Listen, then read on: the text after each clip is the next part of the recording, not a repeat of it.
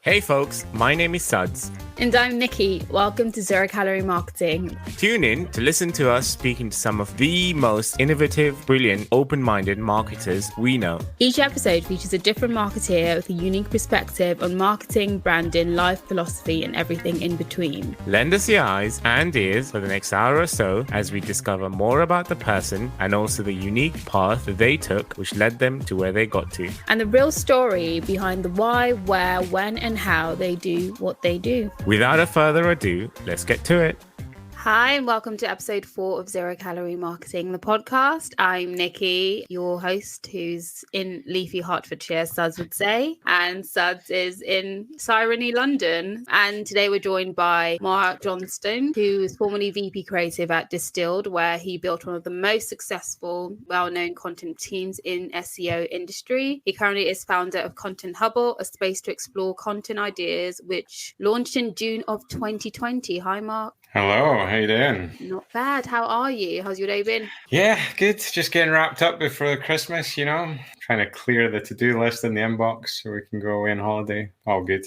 Yeah, I don't think an empty inbox is going to be the dream, but I don't think it's going to be the reality by the time we get to Christmas. I feel like everyone's suddenly in a panic and sending so many emails the last few That's it. days. And they keep coming back. That's the problem. I know. They keep replying. No, it's with you. No, it's with you. Just close it and don't look anymore. I know, my best ones are where you send one and you see an out of office and you're like, oh, thank you.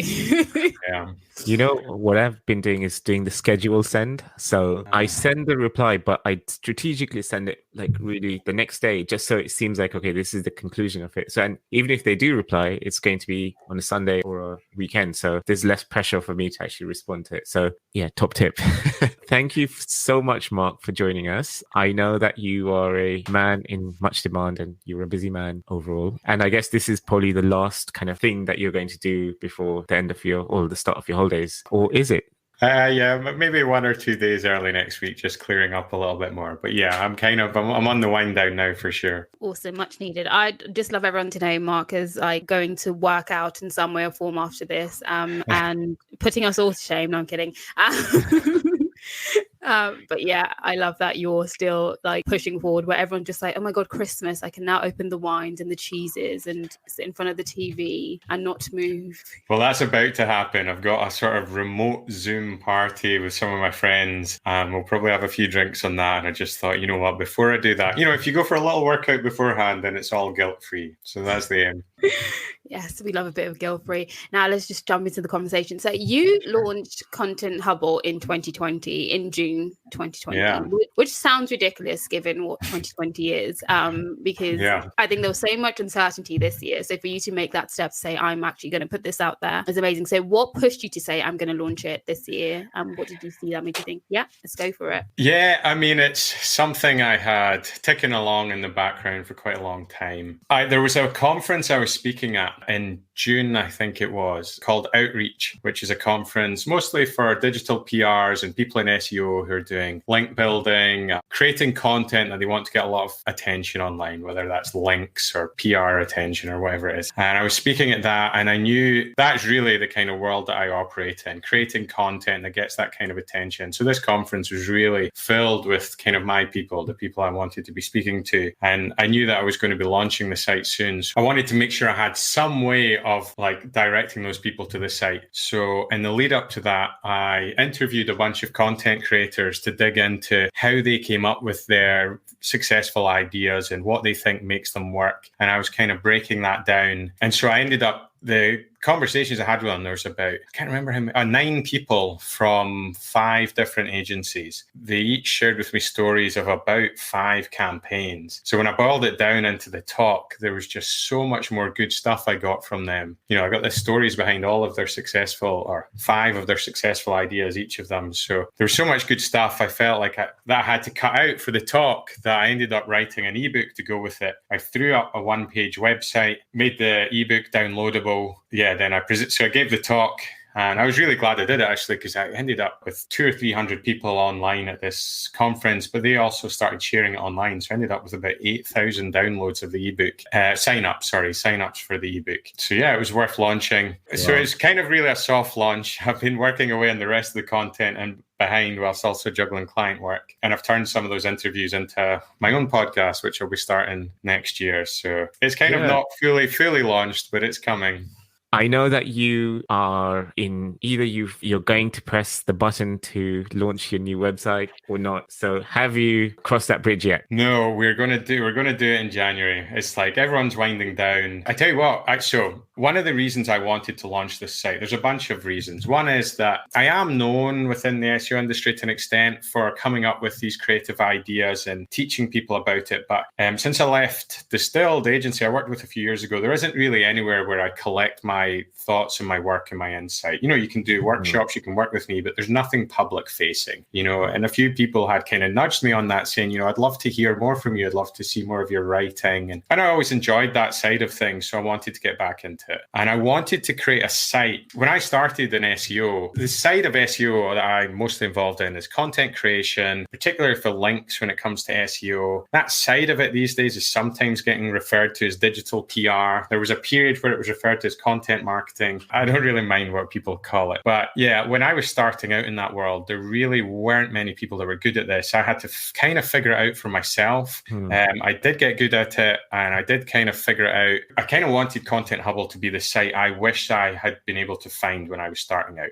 Like, where do I go to learn how to come up with these ideas and how to know whether these ideas are going to work? And there really isn't still, to my knowledge, a place that does that specifically for content where you're trying to get, that extra burst of attention in terms of links and shares and traffic. So I wanted to create that page, that site that people could go to and find that. I feel like I started on a slightly different thread and lost my track there, but maybe you can remind me.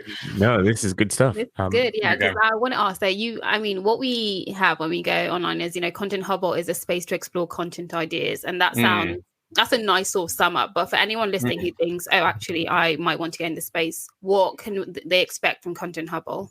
So a lot of it is, I and some of the people that I'm kind of close to in the SEO industry that are coming up with ideas that get shared a lot online.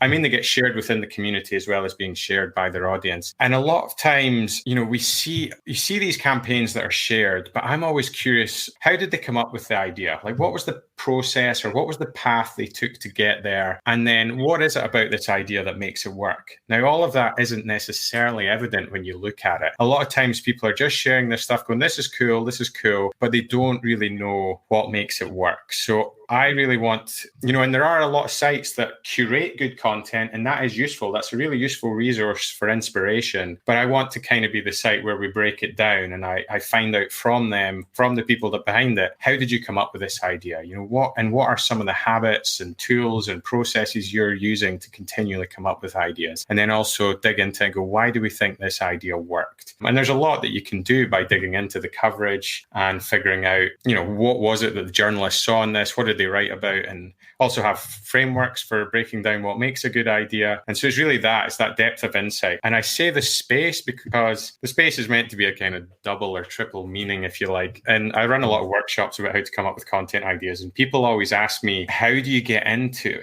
the creative space? And I think that means quite a few things. Like, I think you can set a physical space that you do your creative work away from your normal office. That can be as simple as the kitchen table, whatever it is. But I think we get into a certain mode of thinking and doing at our normal desk. And sometimes you need to step away when you're going to do some creative work. And it can be good to kind of indicate that to yourself, have some triggers about, right, I'm not in normal work mode now. I'm going to do a bit of creative work. And so setting up a physical space that's a little bit different, where you feel a little bit more energized, a little bit more creative. There's also the digital space side of things, which is really just about closing all the distractions down. There's one thing I've noticed. I really believe in taking some time to come up with ideas. And that can mean time going online, researching, wandering, going down the rabbit hole on the internet to see what's interesting in a certain area and coming up with ideas. But when I teach people to do that, often they say they feel a little bit guilty about taking taking that sort of time, because you don't always know where you're going to end up. It doesn't feel like the most productive time. And when they set aside time to do creative work, they often end up hopping back to their emails or hopping back to Slack, because they just kind of get a bit uncertain, and they feel a bit guilty that they're not being productive, and it feels productive to tick off 5 emails or a Slack message, and then like you get that little dopamine rush. So I have to kind of encourage them to set their digital space, and then obviously like there's getting in the actual creative headspace itself as well. And so kind of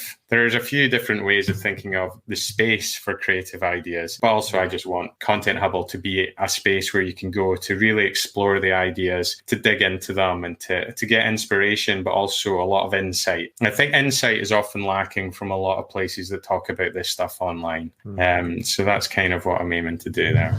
The first thing people see when they go on your LinkedIn page is your epic presentation, which you created a few years back, titled How to Produce Better Content Ideas, which to date has had 4.1 million views. So it's gone truly viral. It's been viewed thousands and thousands of times. People have taken screenshots, loads of comments. How did that come about? Could you tell us a bit more about, like it's an epic document. It sort of kind of encompasses everything. How did it come about, and how long did it take you to write that up? Yeah, that was an interesting one. So one of the challenges or frustrations I had when I joined the SEO industry, I didn't have a background in this. And I kind of mentioned before that I wasn't able to find the site that could just teach me how to do this. I also wasn't really initially able to find the people in the SEO industry to teach me how to do this. This was like 9-10 years ago in SEO. I was going to a lot of conferences, which are very popular networking events and great to learn tips from all the kind of industry thought leaders. But at that time, the idea of making this kind of bigger content that got lots of attention was kind of new. Even content marketing itself was newish around that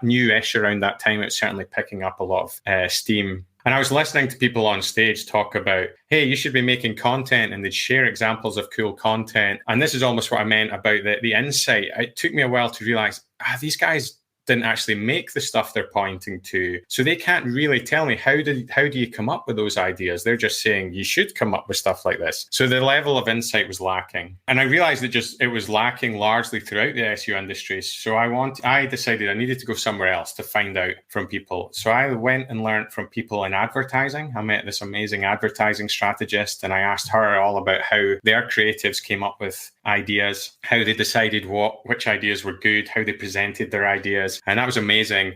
And it was interesting because this was around the time that people were like, advertising is dead. It's all about content.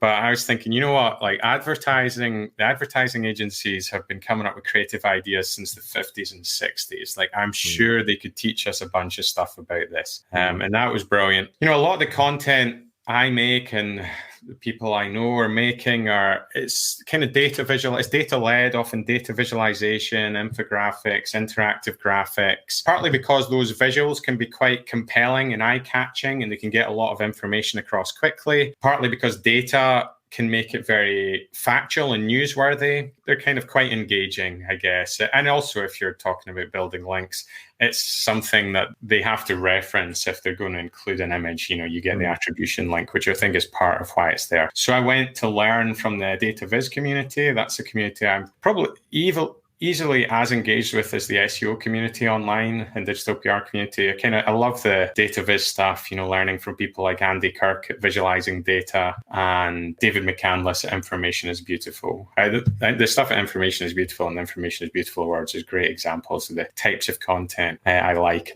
to make and have taken inspiration from. So yeah, we're going the long way around this. Yes. So I was asked, I got invited to speak at conferences, but because I'd been slightly early on in my career in SEO, but because I'd been slightly frustrated that people were talking about stuff they hadn't made and weren't able to give the real insight I was looking for, I vowed I was never going to get on stage until I had my own successful campaigns that I could point to and teach people how I came up with it. Because that's what I wanted from a speaker on stage. And I said I wouldn't do that until I could do that. Like I said, I spent time trying to figure this out. I started to have some success. We started to create some content, some of which went pretty viral itself. And so the CEO at Distilled, the agency I was working in, remembered what I had said. So he came across to me one day and said, right, so you're willing to get up on stage and talk about it now, right? And I couldn't really disagree because I had, made that statement. So I was going around asking the SEOs in the agency. By this time, I was kind of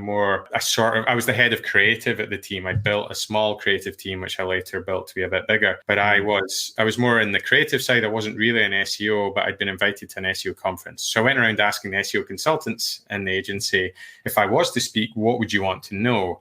And they all said, how do you come up with ideas? Like, how do you do it? I want to know how you do that, which is interesting because obviously that's what I'd spent time trying to figure out. And so I was sitting in the pub one day with a couple of my colleagues, and one of them said, so what are you going to talk about at this conference? It was a conference called Search Love in Boston. I think it was in 2014 now. And I said, well, I hadn't mentioned this to anyone, but I sort of hesitantly put out, well, I think I'm going to talk about how you come up with ideas. And my colleague said, you can't do that. Ideas just come to you, and that's it. You can't tell people how to come up with ideas. And I found that really interesting. And I also, essentially I felt like she was telling me I couldn't do that. And if anyone ever tells me I can't do something, I kind of react and I'm like, well, don't you tell me what I can't do. So I wanted to kind of prove her wrong. But I also think there is truth in that. There is truth that, ideas do sometimes just spring to mind. You have that light bulb moment. You're like, oh, I've got it. And so it's hard to say exactly how that happened. But I think that ignores everything you did that allowed you to come up with that. There was a lot of work and there was a lot of lead up before there was that little gap, and then the idea came to you. So I focus a lot more on that, the other stuff that you do that enables you to come up with the idea in the first place. I guess you take the Edison quote, then creativity is 1% inspiration and 99% perspiration. I think, I'm focusing on the 99% perspiration that allows those moments of inspiration to occur. So I think there was another part of your question about this, about the talk, but that's how I came to give the talk, at least. I mean, it's 144 slides. How long did it actually take you to physically write this up? Yeah, it easily took me about 3 weeks, maybe 4 weeks. And I was working in the agency during the day, but I would go home and work quite late each night. I'd get up early each morning. I was really just going back through everything. I was going back through all the successful ideas we'd come up with. I was going back through my notes that I had in a few books that were quite pivotal. And I think I mentioned those books in the end, and I can mention them again. Yeah, and I was I remember actually there's a photo from it where I have Post-it notes all over my wall at home, just trying to connect it all together and figure it out. I actually finished figuring it out at 4 a.m. the morning before the talk, where it finally all clicked into place. The talk was going to be good, but I knew there was something about the structure that hadn't quite clicked. And then at some point I felt it, and I was like, oh, I've got something here. I really knew that. And I haven't got, and I don't know if I've experienced, there's some talks since then I haven't quite felt the same about. They were good, but there was something about that clicked into place for me. It was, the talk itself was actually, it's a creative piece of work. It's an idea itself, or there's a few ideas in there about how I structured that. I was just trying to simplify how I come up with ideas and what I'd learned from both data viz and advertising. A lot of it is borrowed from advertising, but applied to our context. Also, the book is the name of the talk is a little bit of a play on the name of a book called A Technique for Producing Ideas by James Webb Young, I think. He's an old ad exec. The book is tiny. It's 36 pages long with big text. It's pretty much the best book written on creativity. It's tiny. It's you could read it in probably an hour. But that was very inspirational to me and influential. So there's definitely a large influence of that in there. And I've even borrowed from the title a bit too. So it probably took me about 4 weeks total, and I really pushed it right to the edge. I mean, when I got off stage, I was absolutely exhausted. I think there was a party. Yeah, there was a party straight after it, and I fell asleep in the bar almost immediately. Just went there, fell asleep in the bar, and then I had to leave because the barman wasn't happy about it. And he thought I was drunk, but I was just tired. I can't stay awake.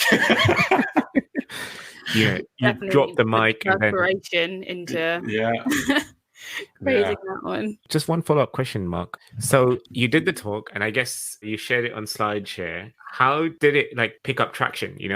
How did you feel when it started hitting serious numbers in terms of 100,000 views, 200, and you hit your million, and then... So that's an interesting one as well. I don't like presenting slides with lots of text on them. When when you're sitting somewhere and somebody's got all their bullet points on their slides and they're just like their speaking notes. And I'm like, why am I looking at your note? These slides are there to help you, not to help me. So if you look at that deck, it might actually look like that, but that's not the deck I presented. The deck I presented just more or less had images on it and the odd word. So even though I had just finished like pushing myself to get this talk, I then spent another, I think it was 3 to 4 days turning it into the deck because my deck that I presented would have been largely useless to somebody online because it was like just images with very little text. So I had to then go and transform it into a separate deck that somebody could read and follow along with. So I spent a few more days doing that, but I haven't always done that, but I felt with this one, I just felt at the time that there was something special about this, that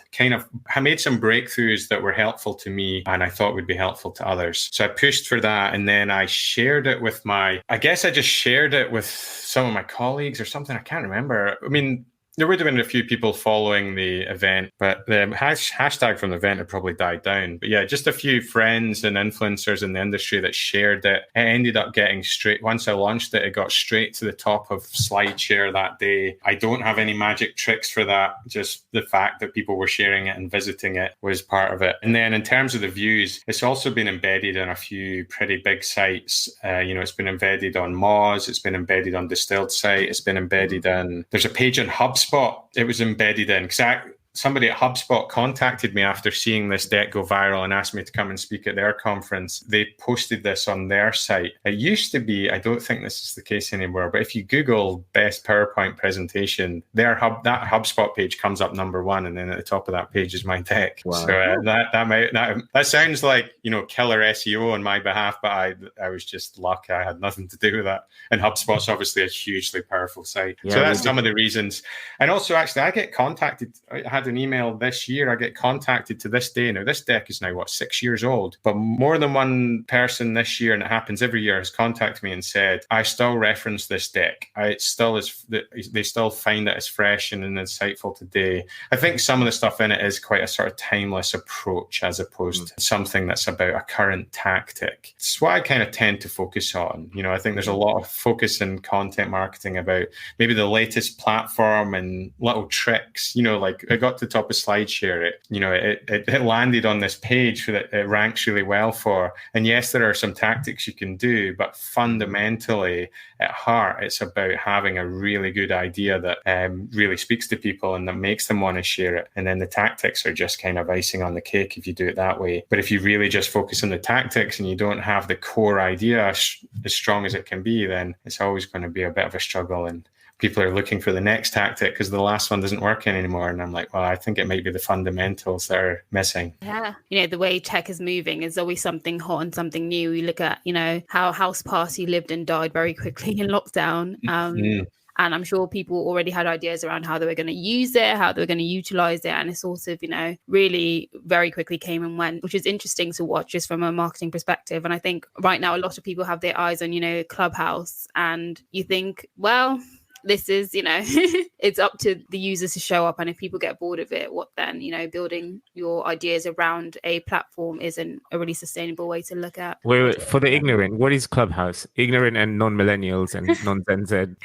So Clubhouse it's only available to Apple users at the moment. So I don't even have it because I'm an Android gal. It was pegged as a project management tool for business, however, has been hijacked by the masses. And you see sort of celebrities, influencers, and everyday people are able to go into rooms together and have conversations about anything. So you can schedule a talk. So it's like having a conference and 600 random people turn up, and you can talk about anything from financial wellness to, dating to, so, I mean, they're some very mundane questions are very, they're very clickbaity. And then there's spaces where you can be talking about, startup culture or financial wellness or even health and lifestyle. So it's become a sort of global space for people to meet and have conversation.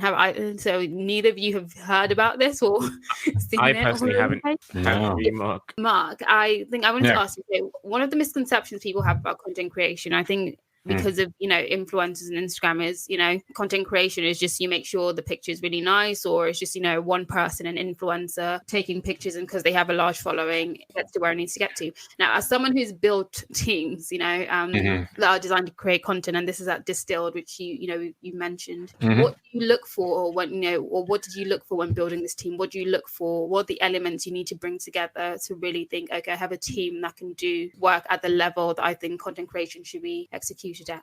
Interesting. So you mean in terms of like hiring the team, what I look for there? Yeah, hiring, yeah. So, I mean, the team at Distill, just to give you a bit of an overview, what was it made up of? There was me and a couple of other creative leads, people that were sort of acting as the creative director on their relevant projects. We had a data journalist, 3 designers, 2 developers, a project manager, and then we had a bunch of people working in outreach or digital PR. I feel like that covers most of it. I wonder if I'm forgetting it. We had one person in video, but we didn't actually do a lot of video work, to be honest. She kind of managed herself and did her own thing. In terms of hiring, particularly with the designers, I was looking for people that, you get this quite a lot with designers, so it's quite helpful, but looking for people that they do their own projects. They're just interested in design for its own sake. It was a similar thing with the videographer. And so they're kind of driven and curious, and they kind of love what they do enough to be pushing themselves to learn new things. And so they had lots of examples of their work that they had just done for its own sake. And I guess that's kind of true of younger designers, particularly who are coming out of university. That tends to be something that they do earlier in their career. I'm looking for that kind of hunger,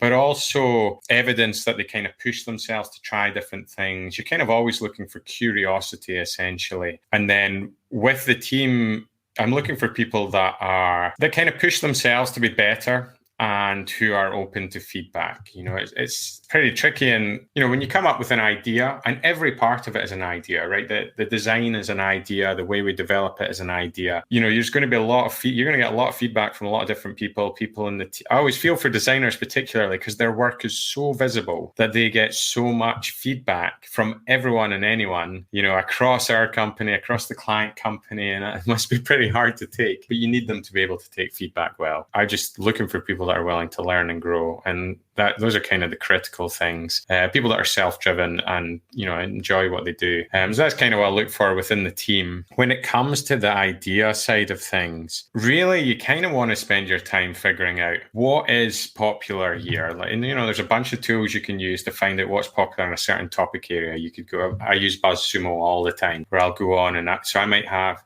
For an example, I went on to look at what's popular in cars and automotive, and then really quickly realized that some of the hot topics at the time, and still are to be honest, like electric vehicles, I guess carbon emissions, Elon Musk, and there's probably some other things. So I'll then drill down into them, go really deep and go, okay, in BuzzSumo, it lists articles that have the most engagement. So you get a sense of the different types of topics and subtopics within that and what gets the most engagement. For example, there were articles coming up about when it comes to CO2 emissions, that certain countries have made a commitment that there'll be no diesel cars on their roads by this time, and then there'll be no petrol cars on their roads by this time. And those sorts of things get a lot of engagement. So you might begin to get a sense of a very detailed aspect of this topic that gets engagement. But then I want to think about, but what haven't they told me, or how could they present this information in a way that would allow me to see something that I can't currently see? There's a quote that says, innovation is doing different things or doing things differently. I think with,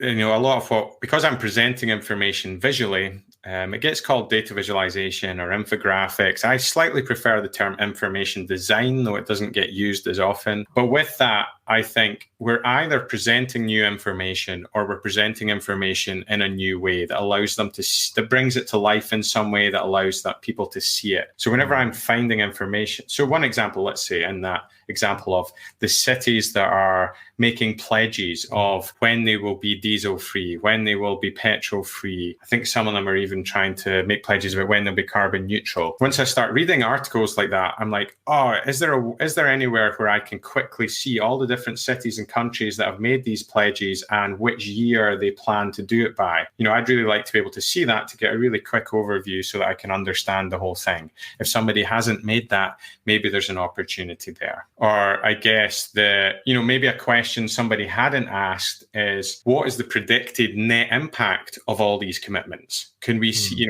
how much do they have to reduce? And then how much might that reduce global CO2? And then what else needs to happen beyond that? So there might be some information that people haven't gathered. I think one of the challenges with content is often that people see stuff that's successful and just copy it. To be honest, that can work quite well. And if you're not having any success, it's not a bad place to start. But then the next thing is really like, what haven't they done? What is the next thing? Is there a way we can show this information that makes it easier to understand and to grasp? Or is there a question they haven't answered that you could answer? That's kind of what I look for. So really it comes down to curiosity. I think curiosity is a huge part of creativity. Is looking for, like, you see something and you ask, maybe, how did they come up with this? Or how does this work? And what else would I like to know? Or what else could I do with this? You talk about a lot of people talk about creativity being like play and being like a child. And, with that, I think there's something that something's misinterpreted as like creatives are just wacky and do whatever,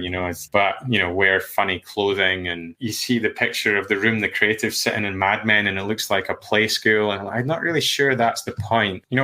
When kids are really young and they get given a present at Christmas time, since we're coming up to Christmas, parents will always talk about the fact that they're often more fascinated by the wrapping or the box than they are by the present. And with the box, they'll taste it, they'll, stick it in their mouth, they'll see if they can tear it, they'll get inside it, they might put it on their head. They're just thinking, what is this thing and what's it made up of and what else can I do with it? Whereas an adult will, and that's what I think is meant by play. They're just, and that can lead to creativity. Whereas with an adult, quickly just that's a box, you put it aside and you don't give it a second thought. And I think that's this, so it's that kind of curiosity that you want to re-engage. So when you see something that's interesting, what else could you do with this? Or what else would I like to know? And you just kind of break it apart and play with it and see where you end up. So that's kind of the difference between, just seeing what other people are doing and then maybe seeing if you can take it a step further. And the influencer thing is interesting because you've got to understand that once you've got influence, you can get engagement for almost anything. And that won't work if you don't have that influence. Just for a laugh, my old CEO at Distilled in the lead up to a conference copied some Lady Gaga quotes and tweeted them. And it might just be something like, something about dreaming big or something. And, she tweeted it and got 4,500 likes or maybe more, and he tweeted it and got 1. And it's quite a stark difference. Like at one point, I wanted to look at the most popular photos on Instagram to find out what's popular, and there was a photo of one of the Kardashians, and she'd lay down on the floor and she'd turn the strands of her hair into love hearts. It must have taken ages. I don't know how she did it. And so she had all these love hearts in her hair all around her, and that was cool and beautiful. But like, even if you went and did that, you're not a Kardashian. You're not automatically going to get the same sort of engagement. So it's almost a bit false to watch what influencers are doing in some sense, because once you get there, things play out a bit differently. Like there's certain publications and certain influencers that just have a default level of engagement for anything they produce because people just automatically engage with it. So it can be quite misleading. I think it's more important to look at maybe the types of content and the substance of that people are doing, but then also think, where could you do something else? I see a lot of people trying to copy, like even I know a few people that work, say, they work in personal training. They're personal trainers or they run gyms or whatever, and they look at what other gyms are doing and think, right, we need to do this. And maybe it does help to some base level, but I'd always be looking about, well, what could you do that's a little bit different or a little bit more interesting or stands out a little bit? I had a follow-up question to that, Mark. Do you think if Lady Gaga copied some of the tweets that your ex-CEO put up, would engagement? That's a good question. I want to know why she was suddenly tweeting about data or Google spreadsheets or SEO or something. It's like the audience, they expect a certain genre of stuff, content that you're going to create. My serious question was, in terms of ideas, is it better to be original, put something which is risky and not tried before, or try something which is a bit wacky, but still fits in with the kind of genre or the kind of box that people expect you to write about? This is a question I get asked in a slightly different way quite often, where it's like, so there will be, I often work with teams who have found the format that works for them. And the challenge then is they get stuck in it. They keep putting it out, and they ask that question, like, how do we break it? They always call it the rut. Like, how do we break out of this rut that we're in? We've got into such a habit, and we know these work to an extent. And then, so anytime you've got to come up with an idea, you've got to consider the risk of, well, I know if I go with this, I can kind of guarantee a certain amount of success. And if I go with this new one, obviously I'm aiming for a chance of much higher success, but I've also got a chance of much lower success. And so how do you balance that up? And I think there's a few different ways you can approach that. One, if you're having no success, I would actually just look at what is being successful and see if you can try and emulate that enough to start getting some success. See if you can figure out what's making that work. And that's like a good first level to get to. If you're having none, borrow from what others are doing quite explicitly and see if you can at least get to that first level and be like, okay, right, we're having some success. How do we then take this to the next level from here? So which should you do? Yeah, but if you're already having some success, how do you balance that up? There's 2 or 3 different ways you can take it. One, you can think of it like an investment portfolio. And okay, you've got your steady performers and you might want to put a certain amount of your time and budget into these, and they're not going to give you maybe the highest rewards, but they're also not going to do nothing most of the time. So they're your safe. If in the investment analogy, they'd be like your bonds and lower risk investments. And then, maybe you take depending on your appetite for risk, you take a kind of separate proportion of your time and attention to go for those kind of bigger pieces. And obviously as well, like if you've got a kind of framework for determining what's likely to work, then it's not totally, you're not just taking this wild punt on something that's totally out there that isn't founded. So it can be a balancing act, or you go the opposite. Sometimes, these ones that are kind of working, sometimes they're kind of working, but not really. Like, the level of engagement's not all that. And you might be better, almost like just breaking a habit. Like go cold turkey and go, right, no more, we're not doing this anymore. You've got to go out and come up with a fresh idea. I think part of the challenge there is, there's a quote, I think it's by Tony Robbins, who I don't normally quote, but he says, nothing fails like success. That's like, once you've got a piece of success, you just keep trying to recreate it because it worked for you before. Whereas like perhaps one of my most creative periods was that period where I was struggling and nothing was working right at the beginning. And I was running around trying to figure things out. One of the biggest, most successful pieces I did was this interactive animated graphic that mapped out the history of dance music. When I was about to launch that felt like a huge risk. And I had this moment where I thought, what if this doesn't work? And then I remembered that nothing else had worked anyway. So what did it matter? There was no risk there. But once you have this kind of safety net, it's difficult to take that away. And so actually going cold turkey might be an option too, if the balanced approach isn't kind of working for you. Wow. One thing you mentioned repeatedly through the conversation is the idea of taking space to really do the research and do the work before, you figure out how to execute on the idea you have, because it could be, I have the idea to do this, but what approach do I take? But you've also talked about people not really taking the time to do that because you prefer the trackable win than the research for yourself. And I think being in agency or working in office, sometimes you feel like I want to show that I'm producing, and research doesn't always seem like producing. How were you able to train yourself to trust the research process over the quick win? How are you able to say, I'm going to take the time out to do this? So I think a lot of marketeers need to understand that, how to get to that point of saying, I'm going to spend the 2-3 days it might take to get me to the idea, and trust that process without being afraid to do that work.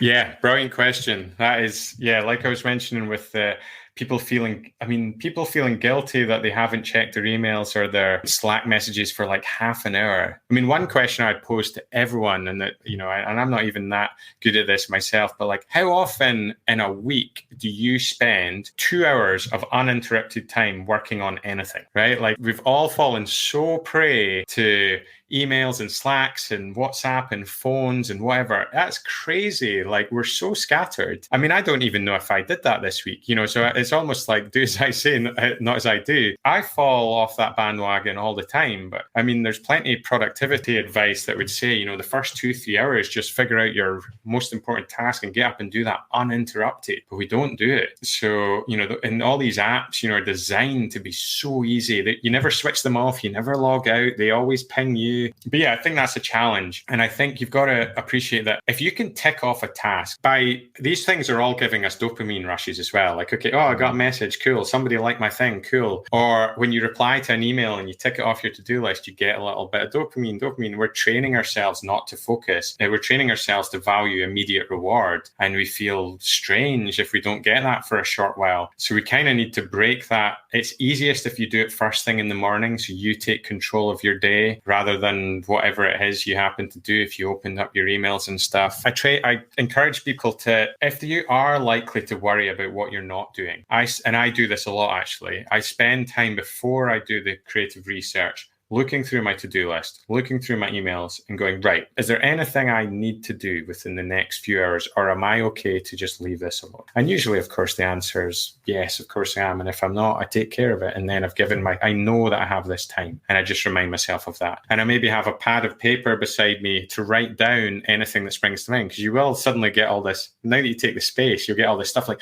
oh, I haven't done this thing. And you might go to jump online to do it and you just no, wait, write that down, put it aside, you can do that after. So there's that. I seem to be a fan of quotes, but there's a quote from J.R.R. Tolkien about it says, it's on the inside cover of Lord of the Rings, I think. It says, not all those who wander are lost. And I try to remind myself that you do almost just have to learn to trust the process. One of the things I've noticed that's quite useful is if you go into the research process thinking, what ideas can I come up with? I think for a lot of people that can be quite stressful, and that's when they sort of panic and reach for the nearest thing to hand, which is probably an idea you've already had, and you just kind of grab that and go, oh, here you go, I have an answer, I have an idea. I think what's more interesting is to go and do your research within a certain area. It helps to make it narrower than you think as well. So rather than doing everything in cars, maybe it's everything in electric vehicles. Maybe it's even smaller than that. Maybe it's emissions, or maybe it's electric vehicle charging points, or whatever it is. You go and really research that area so you can get a depth of knowledge. But the way you frame it is, I'm going to go out and find out what's interesting here. What do people engage with? And when I do engage with that, what questions do I have? I finished a workshop once and a guy actually, I think it was the lunch break. He sidled over to me and said, Mark, this creative stuff, isn't it just? And it was funny. As soon as he said that and he left it hanging, I was instantly like bracing myself, feeling I was about to be offended for how he was going to like reduce my whole course down to something. But he said, isn't it just engaging with the topic and being curious? I thought about it and it's really stuck with me. I said, yeah, I think it is. Sometimes thinking of it as being creative. I still haven't figured out all of this, and I'm not sure I will or anyone will, but I feel we have weird hang-ups about creativity. You know, we think about creativity in a way we don't think about other skills. Like you hear people all the time going, oh, I'm not very creative, but you would never hear someone go, oh, I'm not very logical. You know, you would never say that. But I'm just like, why do we have this strange relationship with creativity? I think if you set people the challenge of being creative or coming up with ideas, I think there'd be a bit of like, oh, but I think it's easier to engage with curiosity and go out. Okay, your aim is to find out, what are people interested in? What do you find interesting? And what else would you like to know? That can be a much easier guide than, hey, you've got to go out and you've got to come up with ideas. I think people kind of get a little bit more panicky and just reach for whatever they can think of. I also encourage the research side of things. Actually, I should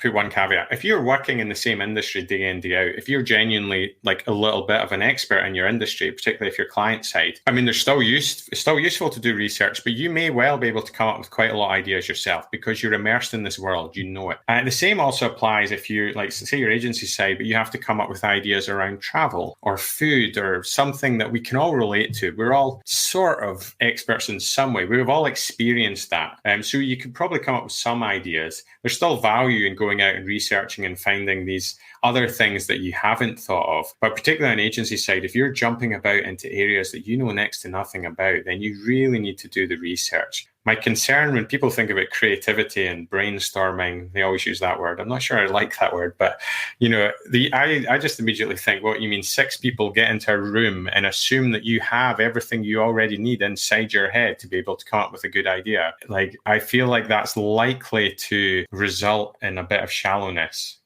Like if you're not an expert, go out and find out what is important. And it's always the things that catch your attention by surprise. There's a lot of kind of serendipity to creativity, and the way you manufacture that is by exploring more. And actually, one of the other things I've noticed about people that are particularly creative and good at coming up with these ideas is they're kind of consuming content and other creative ideas all the time. They're not waiting till, I need an idea. Right, okay, I'll go into the room for an hour and I'll come up with an idea. They're exposing themselves to creative content all the time, and they do that thing I was talking about. They look at it and they think, oh, that's cool. I wonder how they came up with that, and break it down. What is it that they've done? How does this work? What else could they have done with this? Or if I made this, how might I have done it differently? So they're doing it all the time. And whether that leads to ideas or whether that's just good practice. And a talk I did recently, earlier this year, Outreach, that we mentioned, I compared it to, say, like Mike Tyson, the world's greatest boxer. He trained all the time, right? And he also, he didn't step into the ring on match day and go, oh God, I hope I'm still good at boxing. I haven't boxed since the last time. He's training all the time. He's practicing moves. He's doing the things he needs to do to be good so that when it matters, like the game is won before he even steps in the ring practically. The reason I picked him, actually, funnily enough, I know in some senses, certainly historically, he's quite a controversial character, but he's definitely also was like one of the best in his field. I saw him interviewed on the Joe Rogan podcast, and he had asked him which boxers he studied, which boxers he was inspired by, and he said, all of them. He's like, I had this music, I had access to this library of videotapes of all the great boxers, and I studied them all. And so if you want to come up with creative content, one thing I would be recommending is that you're finding people to follow that are sharing lots of great content, and you're studying that and you're breaking it down a bit, and you're thinking, how did they do this, and what makes it compelling, and how could I emulate this? That's kind of the equivalent in our world. My last question, which ties in beautifully to your what you just finally said, is, are there any content creators right now that you're just loving what they're giving out? That was my question. You think even this year has just really done like really, really cool work, companies or personal? I do tend to live in the world of data visualization and interactive graphics. That's kind of my forte. A lot of the principles I talk about does relate to other stuff. But within that world, I mean, they're not new. They've been great at it for years. But there's a site called pudding.cool, which does amazingly cool stuff. They did stuff like which rapper has the largest vocabulary. They figured that out by analyzing all their lyrics. They did a piece on what are the odds of becoming a successful band. They studied how many bands play in really small venues in New York. And of all those bands, 7 years later, how many made it to playing in a stadium? And I think they went from something like 14,000 bands to 12. Like how they answered questions, even think about those questions, then answering them is just genius. They do so much cool stuff. And then I always pay attention. And the New York Times graphics team is pretty much the best in the world at this stuff.